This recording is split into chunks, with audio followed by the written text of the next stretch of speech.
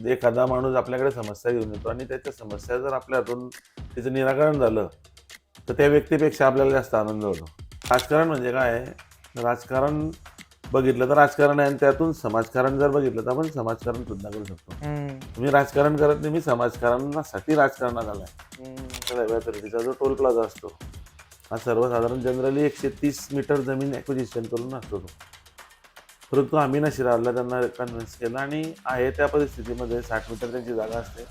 Zigzag toll घ्यायला आम्ही देशातलं पहिलं उदाहरण चौपदरीचं हे नशिराबादला केलेलं आहे. मग आता बरेच लोक आम्हाला भेटत राहतात, ते करिअरसाठी राजकारण निवडायची इच्छा व्यक्त करतात. करिअरसाठी आम्ही त्यांना सांगतो बाबा करिअरसाठी नको, अगोदर करिअर करा आणि मग राजकारणात या. नमस्कार, तुमचं स्वागत आहे आमच्या चॅनल HND टॉक्सवर. आणि आज आपल्यासोबत जुळलेले आहेत मिस्टर लालचंद पाटील. एक खूपच वेल रिस्पेक्टेड पर्सन आहे ते या समाजात. आणि ते शेती करत होते आधी आणि शेतीतून ते पॉलिटिक्स मध्ये कसं काय आले याची जर्नी आज डिस्कस केली आहे, ते पण विदाउट एनी फॅमिली बॅकग्राऊंड. आणि आज आम्ही हे पण डिस्कस केलं की त्यांनी नशिराबादचे प्रोजेक्ट्स करताना त्यांच्या काय काय अडीअडचणी आल्या, कशा त्यांनी ते कम्प्लीट केल्या. आणि आपली एक कल्पना राजकारणाची खूपच मीडियाने चुकीची बनवून ठेवली आहे.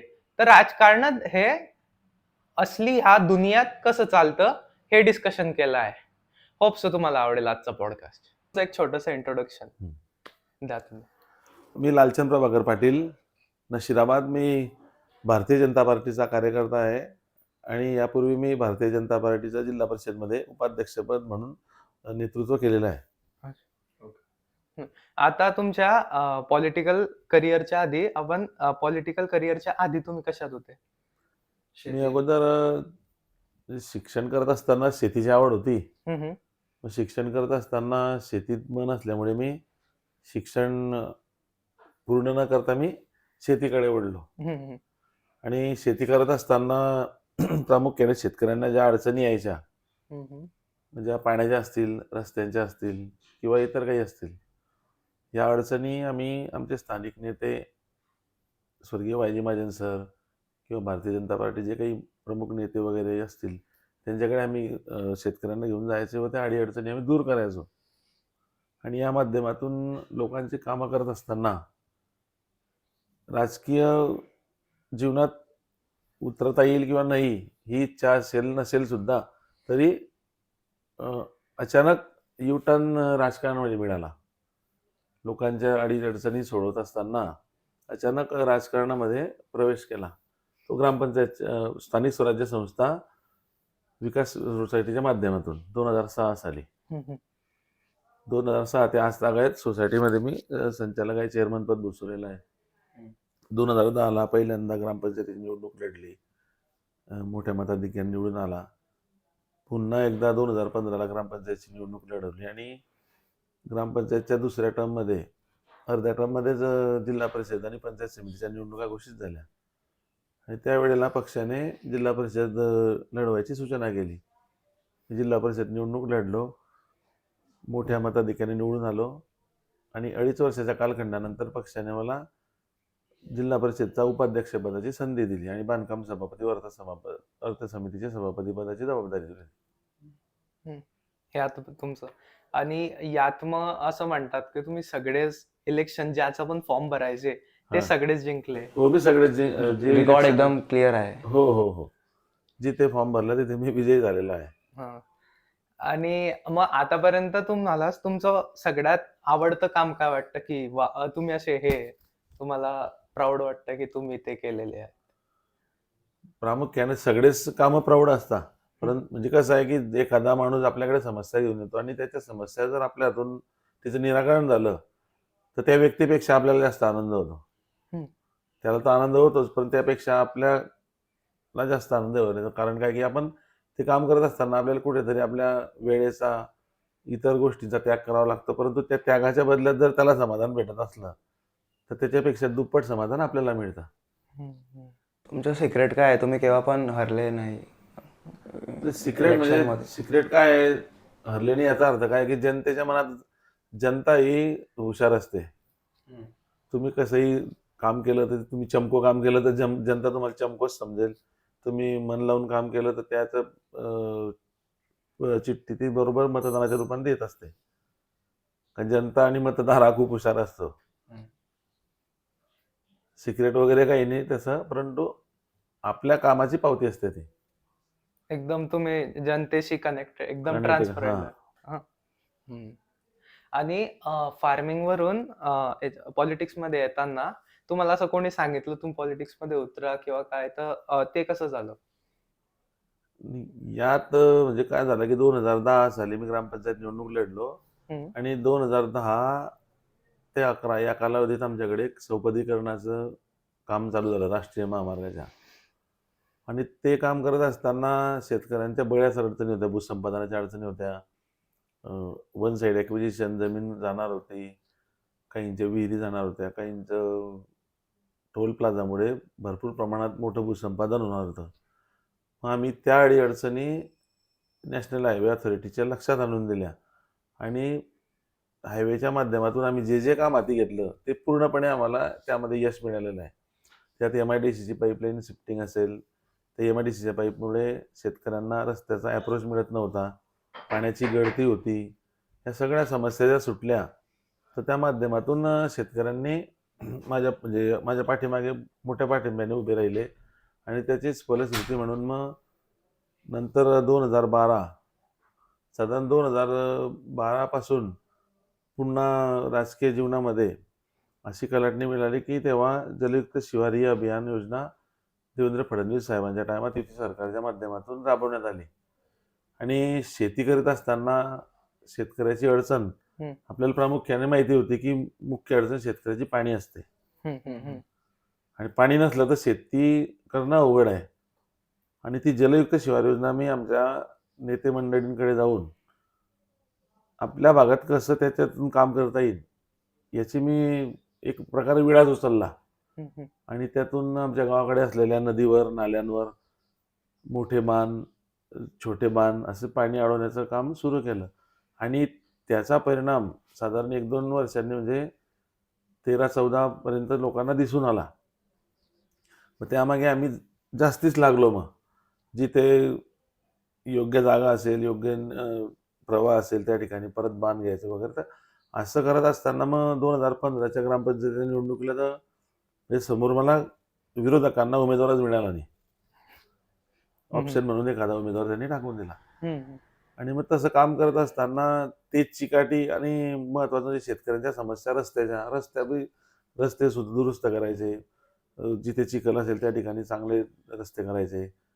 आणि असं करत असताना मग 2017ला म्हणजे राजकारण याची इच्छा नव्हती काय आपल्याला, म्हणजे बॅकग्राऊंड राजकारणाचं नाही घरी. परंतु लोकांच्या समस्या, राजकारण म्हणजे काय आहे, राजकारण बघितलं तर राजकारण आहे आणि त्यातून समाजकारण जर बघितलं तर आपण समाजकारण सुद्धा करू शकतो. तर मी राजकारण करत नाही, मी समाजकारणासाठी राजकारणात आलाय. म्हणजे राजकारणाकडे बघायचा दृष्टिकोन काही लोकांचा वेगळा असतो, पण माझा वेगळा आहे. आणि म्हणजे त्यामुळेच तुम्ही एवढे हो. सक्सेसफुल आहे. म्हणजे मी जरी पद भूषवले तरी मी ते राजकारण म्हणून कधीच भूषवले नाही. पदाचा गर्व मी कधी झाला नाही, कारण पद येतं आणि जात असतं, परंतु पद कायम असते माणसाची. म्हणजे आपण जर पदावर असताना योग्य निर्णय दिला त्या पदाला, तर आपली पद कायम असते जनतेमध्ये, अधिकाऱ्यांमध्ये. तर अधिकारी आणि जनता याच्यातला दुवा म्हणजे आपला पदाधिकारी असतो. तो मी बॅलन्सिंग करायचा शेवटपर्यंत प्रयत्न केलेला आहे माझ्या पदापर्यंत. कुठल्याही पदावर असो, ग्रामपंचायत असो, विकास सोसायटी असो किंवा जिल्हा परिषद असो. आणि नंतर तर मग पक्षाने संधी दिली 2017 साली. जिल्हा परिषदमध्ये एक ग्रामीण भागाचं एक मिनी मंत्रालय असतं. हे प्रामुख्याने ग्राउंड लेवलच्या ज्या समस्या या सर्व जिल्हा परिषदमध्ये सुटत असतात. आणि ते सुद्धा एकदम ड्युटी म्हणून मी 5 वर्ष जिल्हा परिषदमध्ये गेलो. लोकांच्या समस्या असतील त्या कदाचित काहींच्या सुटल्या असतील किंवा नसतीलही, परंतु प्रयत्न पूर्ण केलेले आहे.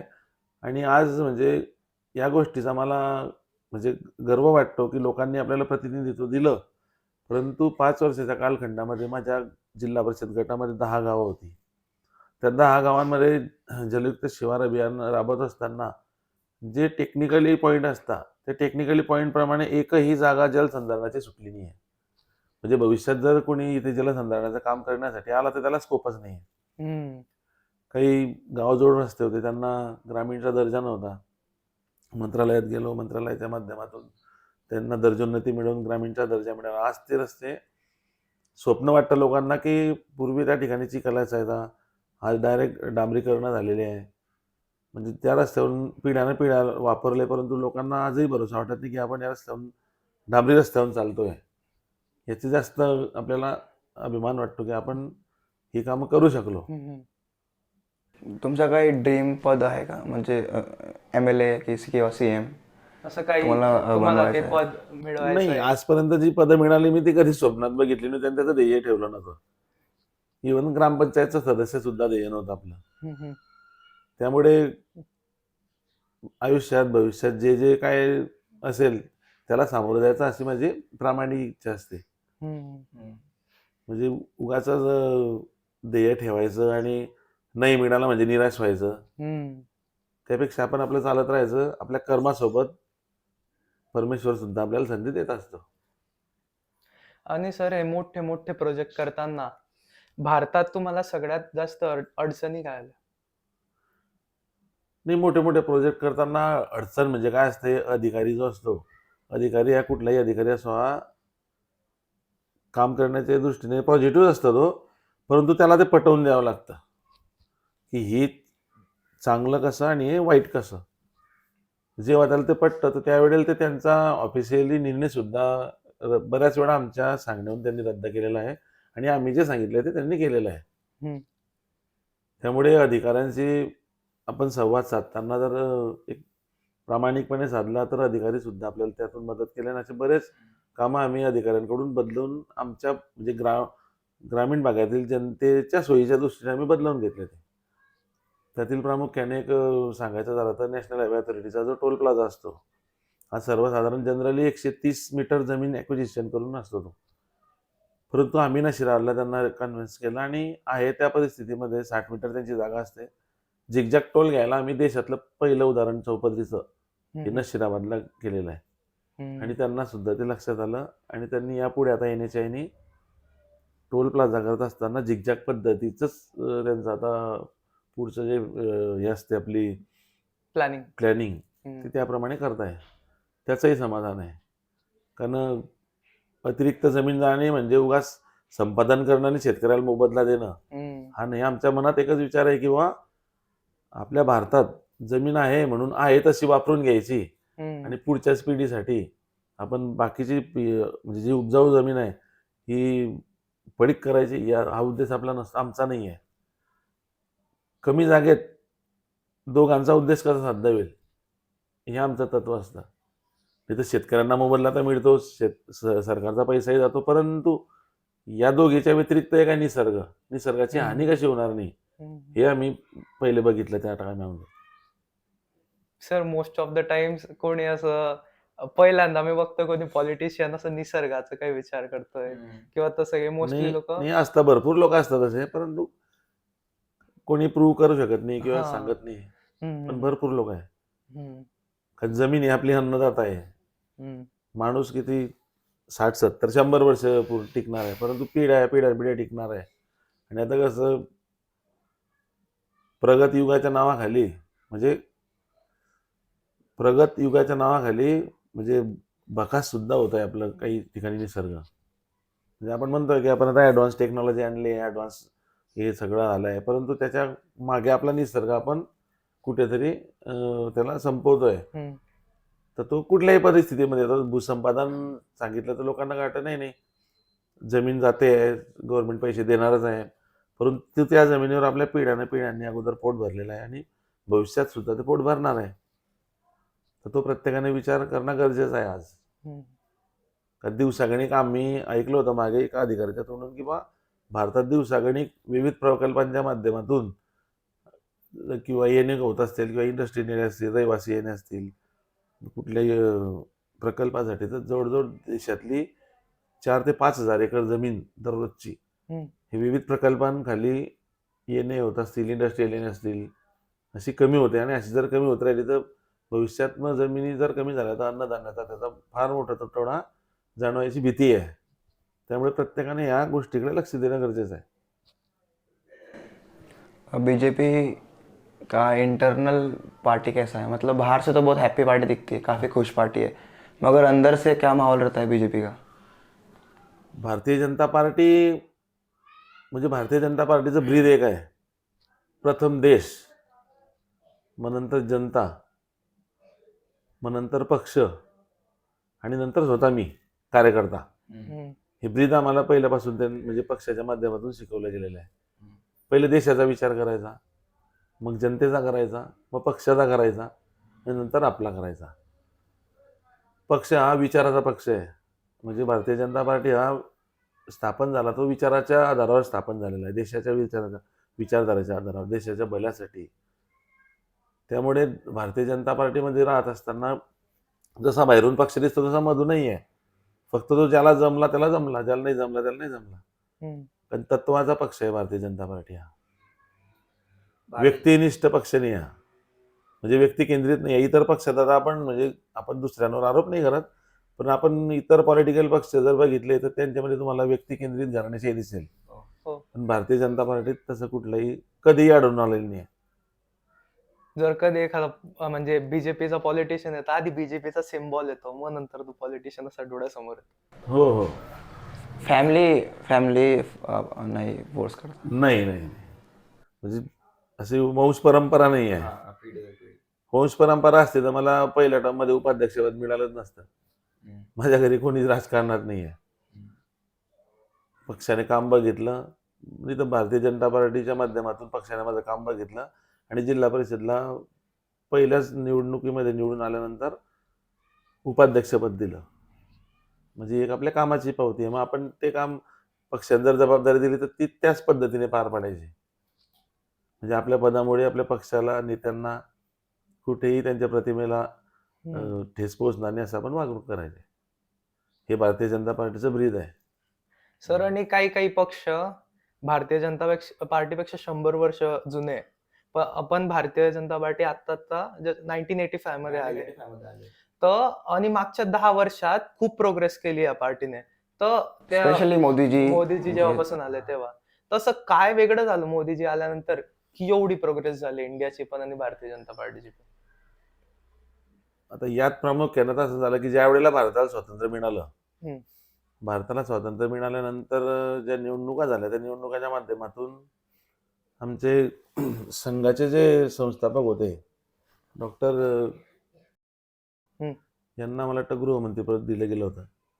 आणि ते गृहमंत्री असताना त्यांनी एक देश में दो निशान और दो प्रधान नहीं चलेंगे हे त्यांचं म्हणजे त्यांनी सुचवलं होतं. आणि लोकांनी त्यांचं ते ऐकलं नाही. त्यामुळे त्यांनी त्या पदाचा तात्काळ राजीनामा दिला आणि तेव्हापासून जनसंघाचा विचार घेऊन म्हणजे विरोधी म्हणजे जी होती हे घराणेशाहीच्या माध्यमातून जाते आणि त्यांची विचारधारा ही वेगळ्या दिशेने आहे असं काही लोक म्हणजे काही नेत्यांच्या लक्षात आलं. आणि त्यासाठी त्यांनी आपलं पूर्ण आयुष्य, आज जे पक्षाचं म्हणजे विजय प्रत्येकाला दिसतोय तो, परंतु त्याच्या मागे बरेच लोकांनी आपले आयुष्य त्यांचे झटले, बरेच कुटुंब त्यामध्ये वाहून गेले, बरेच कार्यकर्ते त्याच्यातून म्हणजे आपण कल्पनाही करू शकत नाही इतकी मेहनत केली त्यांनी. आज आपण मी पण करतो, परंतु ज्या लोकांनी म्हणजे काही योगदान दिलेलं आहे त्यांचं तास कुठे नावही नाही बिचाऱ्यांचं. हे यश जे मिळालं आहे हे जवळजवळ 60-70 वर्षाची फलश्रुती आहे. ज्या वेळेला पार्लमेंटमध्ये 2 खासदार होते आणि अटलजींची मजाक उडवत होते, तुम्ही युट्यूबवर पाहत असाल, तिथं अटलजींनी सांगितलं होतं की बाबा तुम्ही आज आमच्यावर असताय परंतु उद्या जनता तुमच्यावर असेल. तर त्याचं कारण एकच आहे की भारतीय जनता पार्टी या कुठल्याही उद्देशाला धरून चालणारा पक्ष आहे, राजकारणासाठी नाही, समाजकारण. पहिले देश. पीएम मोदीजीचं पण काही ना काही तर कॉन्ट्रीब्युशन पीएम मोदीजीचं असेल, तर तुम्ही असं काय बघितलं त्यांच्यात की त्याच्यामुळे एवढं 10 वर्षात एवढे इंडिया प्रोग्रेस झालं इंडियाचा जागतिक पातळीवर? जो भारतीय जनता पार्टीचा अजेंडा होता ना, तो अजेंडा त्यांनी हिमतीने राबवला, डॅशिंग. तुम्ही बघितलं असेल की त्यांनी काश्मीरच्या लाल चौकात जाहीर केलं होतं डायरेक्ट मी येणार आहे. एका भाषणातून जाहीर केलं होतं, मी येणार आहे, आम्ही तिथे तिरंगा फडकवणार आहे, आणि तेही निर्विवाद, म्हणजे बाबा एकटा येणार आहे. म्हणजे एवढं धाडस त्या माणसामध्ये आहे. आणि 2024च्या इलेक्शन मध्ये काय इस बार 400 पार. अब की बार 400 पार. हो, 400 पारचं उद्दिष्ट आहे भारतीय जनता पार्टीचं, होणारच आहे. हम्म, हे आपण आता जनताच सांगायला लागली आहे. हम्म. पॉलिटिक्स जैसी मूवी में दिखाते हैं वैसी रियल लाइफ में भी होती है. खूपच अशी साऊथ इंडियन मूवी मध्ये कसं काय असं वेगळंच दाखवता मूवीत, की मग त्याच्यामुळे लोकांच्या डोक्यात तसं बनतं की अरे पॉलिटिक्स तर अशी असते, पॉलिटिशियन करप्ट असते म्हणजे. हे असतं नाही, ते आता कसं आहे, असतं. सर्वसाधारण राजकीय जीवनात आपण जेव्हा वावरतो ना, 100पैकी काही लोकांचं राजकीय लोकांकडे बघण्याचा दृष्टिकोन वेगळा असतो. हो. परंतु सगळेच राजकारणी तसे नसतात. आता राजकारणी म्हटल्यानंतर त्याला भरपूर गोष्टीचा त्याग करावा लागतो. घरचं काम राहिलं चालेल, परंतु बाहेरच्या माणसाचं काम अगोदर झालं पाहिजे, आता त्याचा उद्दिष्ट असतो. मग त्याकरता आपल्याला आपल्या कुटुंबाकडे दुर्लक्ष होतं, मुलांकडे दुर्लक्ष होतं, फॅमिलीकडे दुर्लक्ष होतं. जेव्हा काही कामं येतात तेव्हा आपल्याला पहिले ते काम करावं लागतं. आणि एखादा जर करप्टेड असला तर त्याच्यामुळे सगळेच करप्टेड नसतात, परंतु जनरली राजकारणी लोकांचा कारण माहिती नसतं ना. हम्म. आणि माणूस कसा आहे की बा माहीत नसताना पहिले सगळ्यात अगोदर बोलतो, पूर्ण माहिती न घेता. हम्म. तसा राजकारणी लोकांबद्दल तुम्ही जे बोलले की साऊथच्या पिक्चरमध्ये दिसतं, तसं नसतं राजकारणात. आपण जर आपल्या प्रामाणिकपणाने वागलो तर तसं काही घडत नाही. आणि आपण जर काही चुकीच्या मार्गाने वागलो तर तसं घडतं ते. मग जनता आहे चुकीच्या मार्गाने वागली. हा, जनता तर धडा देतेच, शेवटी कर्मही देतो ना मग.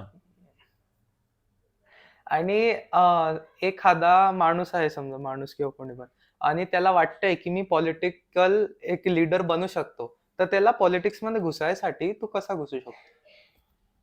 आणि पॉलिटिक्स मध्ये एका माणसात काय पाहिजे की तो पॉलिटिक्स मध्ये घुसायच्या आधी त्याच्यामध्ये टॅलेंट काय पाहिजे? त्याच्यात टॅलेंट फक्त की एक त्यागाची त्याची भूमिका पाहिजे. हम्म. त्याग, मग तो कुठल्याही गोष्टीचा असो, वेळेचा, पैशाचा. म्हणजे पैशाचा त्याग म्हणजे मोह नको त्याला, आणि एक जिद्द पाहिजे जनसेवेची. आणि मग तो कसा येऊ शकतो म्हणजे आता बरेच लोक आम्हाला भेटत राहतात, ते करिअरसाठी राजकारण निवडायची इच्छा व्यक्त करतात. करिअरसाठी आम्ही त्यांना सांगतो बाबा करिअरसाठी नको, अगोदर करिअर करा आणि मग राजकारणात या. हम्म. म्हणजे कुठलाच पक्षाचं म्हणत नाही की तुम्ही करिअर नका करू आणि राजकारणात या. हम्म. आणि मग तो उतरेल कसा राजकारणात? उतरेल कसा म्हणजे राजकारणात केव्हाही तुम्ही, आताही समजा तुम्ही बाहेर निघाले आणि एखादा माणूस आला, त्याची काही अडीअडचण असली, तुम्ही सोडायला सुरुवात केली, राजकारण वेगळं, राजकारणाकडे समाजकारण म्हणून बघितलं तर ते जास्त सोपं जातं. राजकारण म्हणून बघितलं तर अडचणीच आहे ते. राजकारण त्याची व्याख्याच वेगळी आहे. राजकारणामध्ये समाजकारण ज्याने बघितलं तोच माणूस माझ्या मते असा पुढे जात असतो. आणि तुमचे काही असे फ्युचर ड्रीम्स गोल्स की हे काम करायचं, अरे हे राहून गेलंय त्याला पूर्णच करायचं या टाइमापर्यंत, तसं काही प्रोजेक्ट? नाही, देशाचा विषय नाही, आम्ही तालुक्यापुरती तालुक्यामध्ये. कार्यकर्ते आहे. नाही, अशा बऱ्याच अडीअडचणी. आता समजा प्रामुख्याने आमच्याकडे शेती व्यवसाय आहे, त्यामुळे आम्ही शेतीवरच जास्त भर देतो. कारण शेती जर समृद्ध झाली तर शेतीच्या मागे पूर्ण लिंक असते समृद्धीची. मग ते मजुरापासून तर व्यापाऱ्यापर्यंत जे येतात ते सगळे. त्यामुळे पहिलं आमचं उद्दिष्ट शेतीवरच आहे. आता आम्ही आमच्या जिल्हा परिषदच्या माध्यमातून पाण्याची उपलब्धता चांगली केलेली आहे. जवळच आमचं वाघूर धरण आहे, त्याचं आवर्तनाच्या माध्यमातून हे सुद्धा जलसंधारणाचे कामं चांगले होतं आमचे. रस्ते आम्ही जिल्हा परिषदच्या माध्यमातून बनवले. हे आमच्या युती सरकारमध्ये पालकमंत्री आपल्या जळगाव जिल्ह्याचे नामदार गुलाबरावजी पाटील साहेब, ते युतीचेच आहे आमचे. त्यामुळे आम्ही हक्काने त्यांच्याकडे जातो. कुठल्या अडीअडचणी असल्या समजा त्यांच्याकडून आम्ही सोडवून घेत असतो. जसं आमच्या इथे प्राथमिक आरोग्य केंद्र जीर्ण झालं होतं, उपकेंद्र होतं, तर नवीन बिल्डिंगा बनवल्या, याचं मला खूप समाधान आहे. हॉस्पिटलचं पण हो. हॉस्पिटल डॅम हो, धरणाच्या माध्यमातून म्हणजे जे काही अडीअडचणी येतात, मग वरच्या लेवलवर तिथे प्रामुख्याने पालकमंत्री गुलाबराव आहेत, नामदार गिरीशजी महाजन, ते आमच्या पक्षाचेच आहे नेते आमचे. हं. त्यांच्याकडेही गेले तर जी मोठी अडचण असली म्हणजे आम्ही त्यांच्याकडे जातो. तुम्ही त्यांना मिळलेले हा, भेटलेले आहे. नेतेच आहे ना आमचे ते. त्यांच्या कसं आहे नेचर? गिरीश भाऊंचं बिलकुल चांगला नेचर आहे. म्हणजे त्यांनाही काम करायची आवड आहे ना. हम्म, हम्म, फक्त काम आपण कसं न्यायचं हे आपण ठरवायचं. हम्म, नेते काम करण्यासाठी तयार असतात, हम्म. पण आपण कसं काम न्यायला पाहिजे नेत्यांपर्यंत हे आपण ठरवायचं. गिरीश भाऊंच्या माध्यमातूनही आम्ही खूप मोठे मोठे कामं केलेले आहे. आणि असे काही मोठे लीडर ज्यांच्याशी तुम्ही भेटले, हा, आता त्यांचं कसं नेचर होतं? ते काय इकडे मोठे झाले? नाही, प्रत्येकाच्या याच्यात जीवनात खूप म्हणजे नेता मोठा दिसतो, परंतु त्याच्या मागेचा संघर्ष जर बघितला हम्म, तर त्या नेत्याला म्हणजे भरोसा पटत नाही की एवढा संघर्ष करून आपण पुढे आले. हे जनरली काय आहे, लोकांना पास झालेला विद्यार्थी दिसतो, हम्म, पण त्याने अभ्यास कसा केला आहे हे समजत म्हणजे कोणी जनरली पाहत नाही. हम्म. मग त्याच्यामुळे त्याच्याकडेच बघताना आपण त्याच्यासारखंच झालं पाहिजे असं जर उद्दिष्ट ठेवलं तर डायरेक्ट कोणी जात नाही ना. हम्म.